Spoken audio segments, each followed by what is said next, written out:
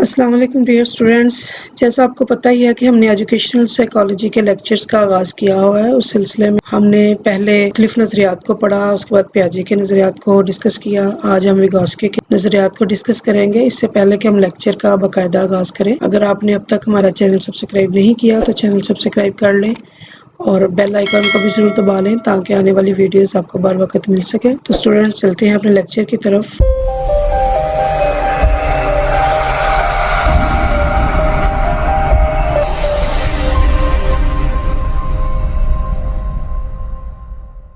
آج ہم ڈسکس کرنے لگے ہیں ویگاسکی کو۔ سب سے پہلے اس کا انٹروڈکشن کریں گے۔ Vygotsky was a Russian psychologist who is best known for his socio-cultural theory. He believed that social interaction plays a critical role in children's learning. Imitation, guided learning and collaborative learning all play a critical part in his. یعنی کہ انہوں نے یہ theory پیش کی کہ انسان کی کوگنیٹیو ڈیولپمنٹ میں بہت بڑا کردار اس کی کلچرل تھیوری کا ہے، یعنی کلچرل پارٹ جو ہے وہ اس کو حاصل کرتا ہے امیٹیشن کے ذریعے، گائیڈڈ کے ذریعے اور لوگوں سے ملنے جلنے کے ذریعے۔ He was born in 17 November 1896 and died 11 June 1934۔ یعنی انہوں نے بہت کم ایج میں یہ تھیوری پیش کی، جس کو ان کے بعد بھی اور ان کی موجودگی میں بھی بہت زیادہ پذیرائی حاصل۔ انہوں نے جو تھیوری پیش کی اس میں cultural historical psychology, zone of proximal development اور اس کی فولڈنگ اس کے لازمی اجزاء ہیں۔ Theory argues that cognitive abilities are socially guided and constructed. Culture serve as factor for the formation and development of specific abilities such as learning, memory and problem solving۔ یعنی کہ وہ یہ کہہ رہے ہیں کہ کلچر جو ہے وہ انسان کی زندگی میں بہت اہم کردار ادا کرتا ہے، اس کی ابیلٹیز کو ڈیولپ کرنے میں، اس کی میموری کو اور پرابلمس کو حل کرنے میں۔ He emphasizes the collaborative nature of learning by the construction of knowledge through discussion۔ وہ یہ بھی چاہتے ہیں اور تھیوری میں یہ پیش کرتے ہیں کہ انسان ڈسکشن کے ذریعے اپنے دوستوں کے ساتھ، اپنے فرینڈس کے ساتھ اور ٹیچرز کے ساتھ ڈسکشن کے ذریعے وہ بہت سی چیزیں لرن کرتا ہے اور اس کو اپنی زندگی میں اپلائی کرتا ہے۔ یہ تھیوری پیش کی ان میں ZPD یعنی زون آف پروکسیمل ڈیولپمنٹ اور لینگویج ڈیولپمنٹ، اس کی فولڈنگ نے اہم کردار ادا کیا۔ ہم دیکھتے ہیں 4 ایلیمنٹری مینٹل فنکشن جو انہوں نے پیش کیے کنسپٹ، اس میں سب سے پہلے اٹینشن ہے، یعنی فوکس آن پرابلم اور تھنگ۔ بچہ سب سے پہلے ایک چیز پر فوکس کرتا ہے۔ اس کے بعد سینسیشن، بچے کو یہ الو کیا جاتا ہے کہ اپنی 5 سینسز کو یوز کر کے اس پرابلم کو سولو کرنے کی کوشش کرے۔ اس کے بعد پرسیپشن ہے، آور پرسیپشن اور understanding expand to our emotions اور ایکسپیرینس، یعنی بچہ اپنی سینسز کو استعمال کر کے ایک پرابلم کو حل کرنے کی کوشش کر رہے ہیں، اس سلسلے میں اپنی رائے قائم کرتا ہے کہ اگر میں اس کام کو اس طرح سے کروں گا تو وہ اس کا کیا نتیجہ نکل سکتا ہے۔ اور لاسٹ میں میموری ہے۔ میموری کی یہ ڈیفینیشن دیتے ہیں، memory is the means by which we drawn our past experience in order to use this information in the present۔ یعنی میموری ہمارے اس طرح سے کام آتی ہے کہ ہم نے پاسٹ میں جو ایکسپیرینس کیا ہوتا ہے وہ ہمیں یکدم یاد آ جاتا ہے کہ ہم نے یہ کام یا اس سے ملتا جلتا کام پہلے کیا ہے اور اب موجودہ سچویشن ہم اس کام کس طرح سے اپلائی کر سکتے ہیں۔ اس طرح میموری بچے کی مینٹل لیول کو گرو کرنے میں کام آتی ہے۔ اس کے بعد ہے جی ویگاسکی کے کلیم، انہوں نے کلیم کیا جی culture is significant in learning, culture is transfer through adult to children, adult explain when interact with children. یعنی کلچر کو بہت بڑا اہم کردار ادا، یعنی کہ بچے کی لرننگ میں اہمیت حاصل ہے اور بچہ یہ کلچر سیکھتا ہے اپنے بڑوں سے۔ بڑے بچوں تک جو چیز ٹرانسفر کرتے ہیں بچے ان کو لے کر آگے چلتے ہیں اور اپنے ذہن میں ان کا کنسپٹ بنا لیتے ہیں۔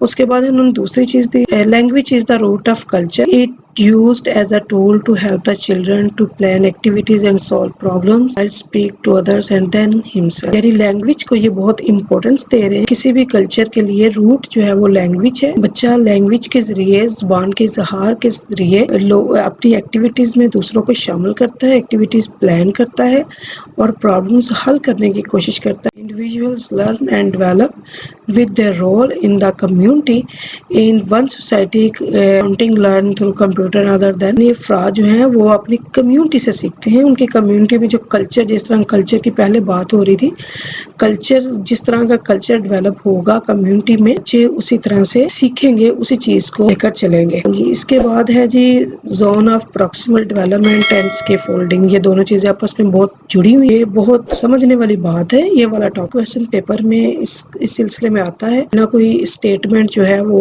اس کی زون آف پروکسیمل ڈیولپمنٹ کے متعلق پیپر میں آ جاتی ہے۔ سب سے پہلے ہم اس میں یہ دیکھیں گے ایکچوئل ڈیولپمنٹ لیول، کہ بچے کا ایکچوئل ڈیولپمنٹ لیول ہوتا ہے وداؤٹ ہیلپرز۔ ہم نے بچے کو جمع کا کوشچن دے دیا 2+2=4 بچے نے کر لی، یہ اس کا ہے ایکچوئل ڈیولپمنٹ لیول۔ اس کی ہم مثال اس طرح سے بھی لے سکتے ہیں کہ ایک بچے کو اگر سائیکل چلانا ہم لوگ سکھانا چاہ رہے ہیں تو وہ اس کو سائیکل کو کھڑا کرنا اس کو پہلے سے آتا ہے، یہ اس کا ایکچوئل ڈیولپمنٹ لیول ہے۔ اس کے بعد ہمارے پاس ایک چیز آتی ہے پوٹینشیل ڈیولپمنٹ ود ہیلپ، یعنی ہم اس کو اسسٹ کر رہے ہیں، ہیلپ کر رہے ہیں۔ ہم لوگ نے ایکچوئل ڈیولپمنٹ لیول میں دیکھا کہ 2+2=4 بچے نے کوشچن کر لیا، اس کے بعد ہم نے اس کو آگے بڑھایا 3+3 کیا، بچے نے اس کو کوشچن کو اس کو بھی کر لیا۔ اس کے بعد ہم نے اس کی اسٹیٹمنٹ کو تھوڑا سا ایکسپینڈ کر دی 3×3، مگر وہ بچہ نہیں کر پایا 3×3۔ اٹس مین کہ 2+2 یا 3+3 تو اس کا ایکچوئل لیول تھا، ایکچوئل ڈیولپمنٹ لیول تھا۔ اس کے بعد ہم نے اس کو 2×3 کو حل کرنے کے لیے ہیلپ کر دی۔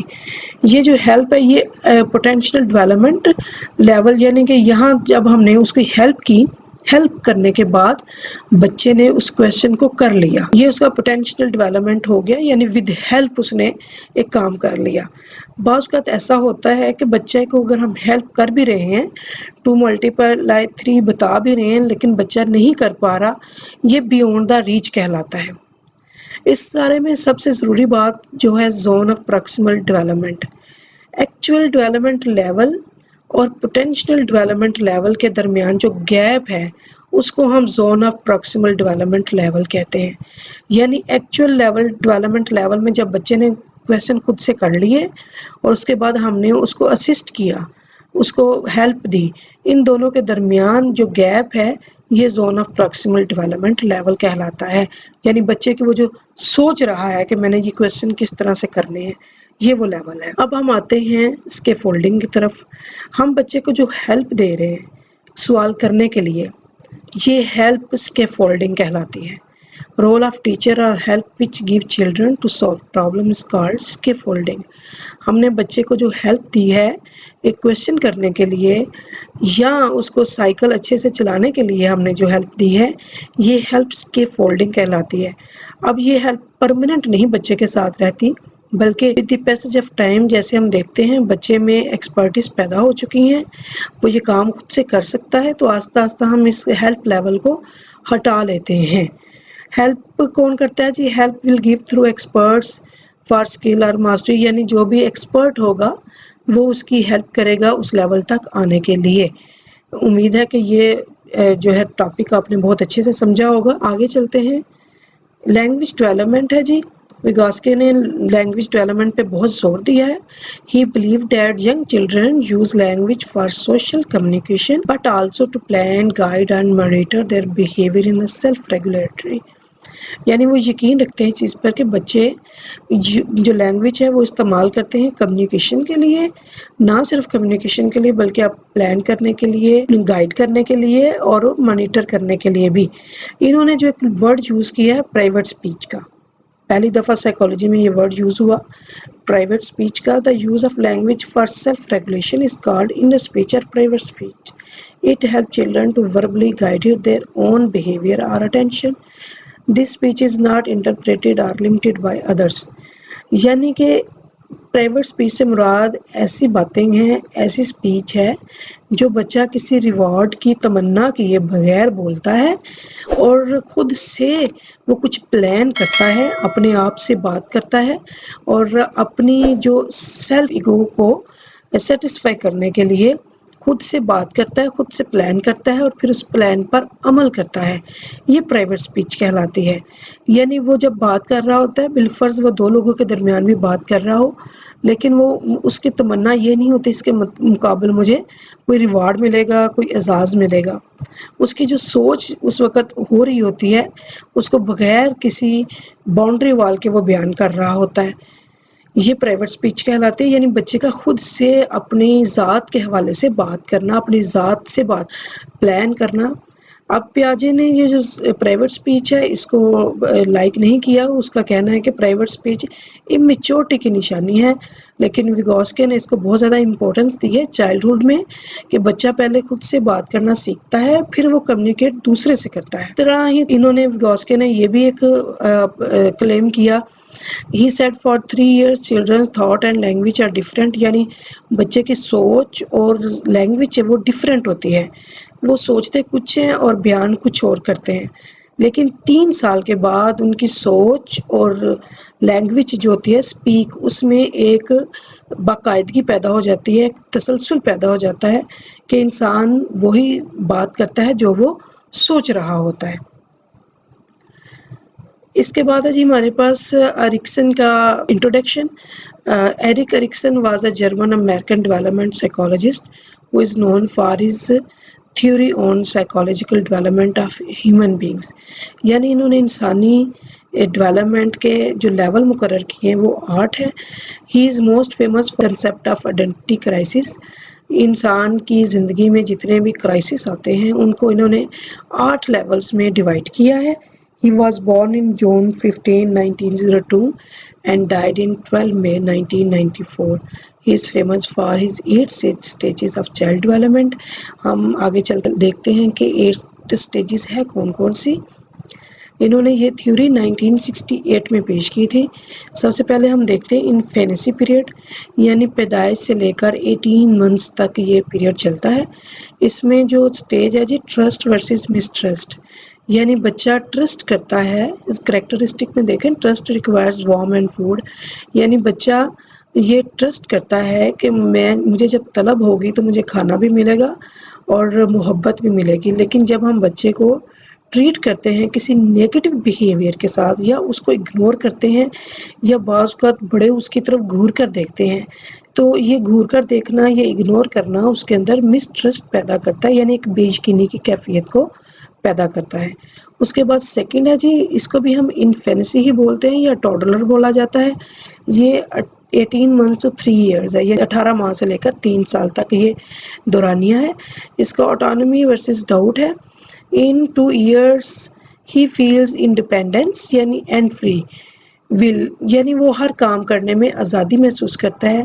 جیسے کہ بچہ کرال کرنے سے لے کر چلتا ہے، وہ اپنی واکر کو بہت تیزی تیزی گھماتا ہے اور بڑوں کے پیچھے پیچھے بھاگنے کی کوشش کرتا ہے. وہ اس کو ایسا لگتا ہے جیسے دنیا ساری اس کے ارد گرد ہی گھوم رہی ہے. وین ہی پنشڈ فار فیل شیم، اور جس وقت وہ اپنی کسی ایکٹیویٹی پر اس کو پنش کیا جاتا ہے یا روکا جاتا ہے تو پھر وہ اس میں شرمندگی کے جذبات پیدا ہوتے ہیں، شک کے جذبات پیدا ہوتے ہیں. تیسرے نمبر پر ہے جی ہمارے پاس ارلی چائلڈہڈ یا پری اسکول، اس کو کہا جاتا ہے. 3 سے لے کر 6 سال تک یہ ڈیوریشن ہے. انیشیٹیوز ورسز گلٹ ہے. They want to engage in activity, اور اس میں بچہ اپنے آپ کو کسی نہ کسی ایکٹیویٹی میں بیزی رکھتا ہے، اور بڑے یہ سمجھتے ہیں کہ بچہ اپنی ذات کو لے کر مختلف ذمہ داریاں خود سے ادا کر سکتا ہے. لیکن جب بچہ ایسا نہیں کرتا اور بڑوں سے اس کو کسی قسم کی ڈانٹ پڑتی ہے تو پھر وہ اس بات پہ گلٹ فیل کرتا ہے.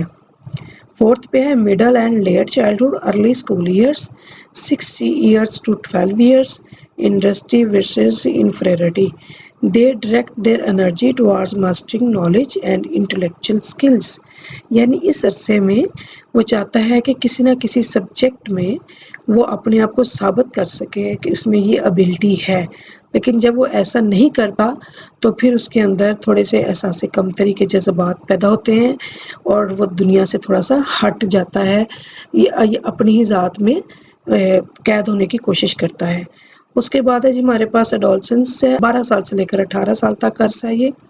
Identity versus identity confusion, they want to explore different rules.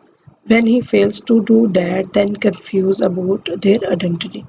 یعنی اس میں بچہ مختلف کردار ادا کرنے کی کوشش کرتا ہے اور مختلف کرداروں کو ایکسپلور کرنے کی کوشش کرتا ہے. وہ دیکھنا چاہتا ہے کہ دنیا کس رنگ میں بستی ہے، لیکن جب وہ ایسا نہیں کر پاتا تو پھر اس کو اپنی ذات کے متعلق تھوڑا ڈاؤٹ ہوتا ہے کہ اس میں یہ کام کرنے کی ابیلٹی ہے یا نہیں ہے. یہ تھوڑا نیگیٹو امپریشن اس کی ذات کے متعلق چلا جاتا ہے. چھٹے نمبر پہ ینگ اڈلٹہڈ 19 to 40 ایئرس، یعنی 20 سال سے لے کر 40 سال تک یہ دورانیہ ایسا ہوتا ہے جس میں بچہ اپنا گھر بھی بساتا ہے، شادی کے جذبات پیدا ہوتے ہیں اور فائنینشلی بھی سٹرونگ ہوتا ہے اگر اس نے محنت پہلے کی ہوئی ہے، بہت زیادہ فوکس کیا اپنی اسٹڈیز پر یا کسی بھی اسکل کو ڈیولپ کرنے کا، تو اس عرصے میں اس کے ثمرات جو ہیں وہ نکلتے ہیں۔